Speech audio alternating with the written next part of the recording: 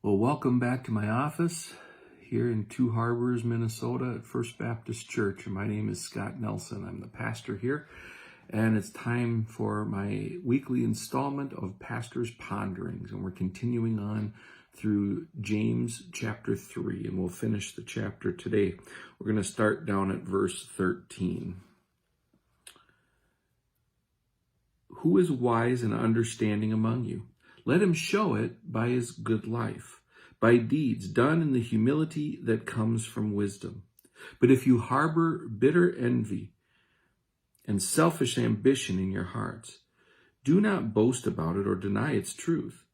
Such wisdom does not come down from heaven, but is earthly, unspiritual, of the devil. For where you have envy and selfish ambition, there you find disorder and every evil practice.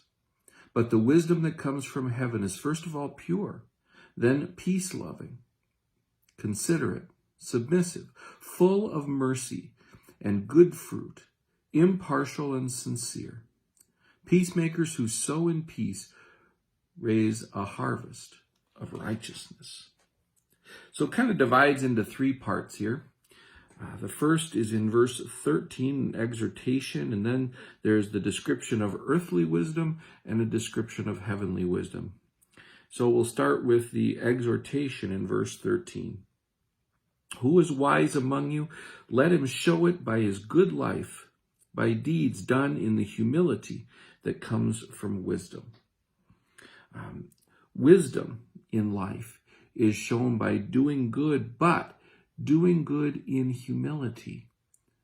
Humility is key to a life of following Jesus, because we recognize it with being humble. We recognize who we are in light of who God is. It does not mean that we think of ourselves as slugs or doormats or whatever. That's not what humility is. Humility is a proper perspective of oneself. God is God and I am not. I recognize that. I recognize I'm no better than anyone else. But I'm also no worse than anyone else before God either. I am his greatest creation, but so is every other human being that's ever lived. He loves everyone. Jesus died for the sins of the world. He loves us all. So wisdom recognizes that in humility, who God is and who we are in light of that. We need to show our wisdom by good deeds and be humble about it as well. So that's kind of a thesis statement of sorts there, an exhortation to us. And then he starts to compare earthly wisdom with heavenly wisdom. And in verse 14, when he says, if you harbor bitter envy in your hearts, do not boast about it or deny the truth. The do not there is forbidding a continuance of an action that's already taking place, the way it's written in the Greek, the construction in the Greek. So his readers apparently were doing this, probably thinking they were standing for the truth, but doing it at the cost of unity, doing it at the cost of ripping down other people and stepping over other people to get there. They were seeking their own advantage. And that is the opposite of the humility of Christ. Whether you're right or not, the Apostle Paul says we're to speak the truth in love. Truth apart from love can oftentimes be bitter. It can oftentimes be very self-righteous. But then again, love without the truth can be wishy-washy, spineless, nothing to it. We need both as a balance. And that's what the Apostle Paul says when he says, speak the truth in love. And here, it's what James is saying, true wisdom is.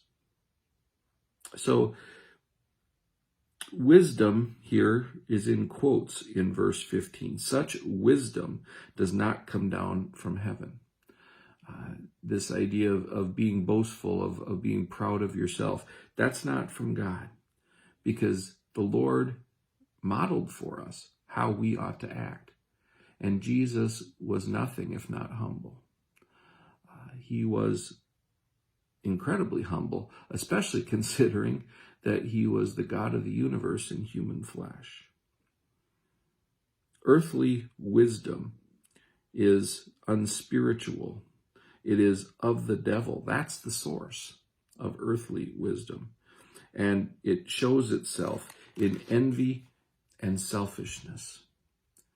And when you have those, he says here in verse 16, you also have disorder and every other evil practice. It is characteristic of human nature apart from Christ. We in the church shouldn't be showing human nature apart from Christ. He calls us to something different. And in verse 16 there, when he says to not do anything out of envy and selfish ambition, he's agreeing with the Apostle Paul in Philippians chapter 2 and verse 3. Do nothing out of selfish ambition or vain conceit, but in humility consider others better than yourself. That's what humility does.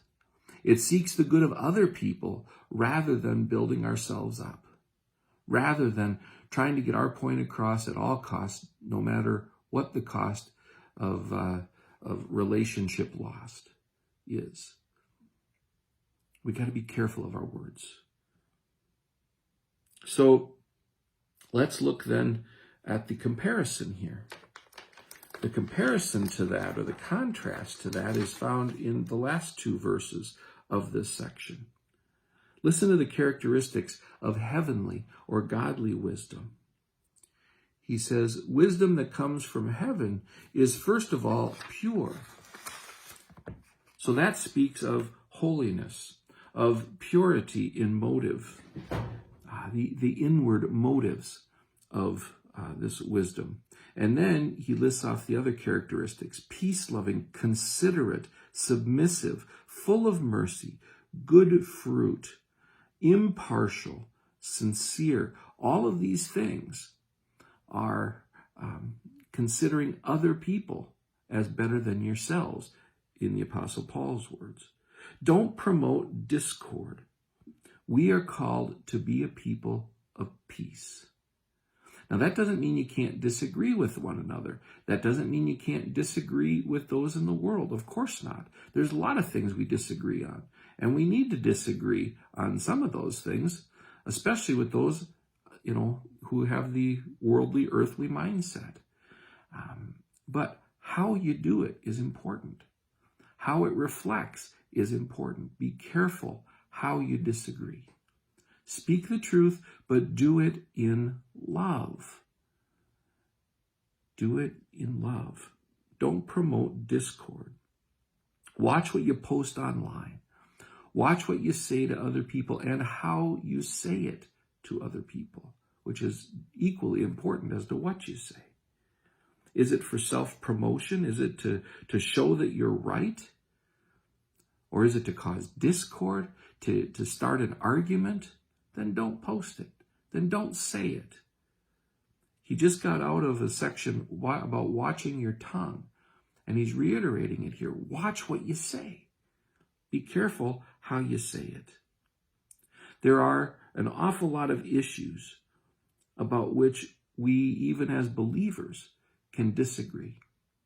But when we disagree, we better be doing it in love.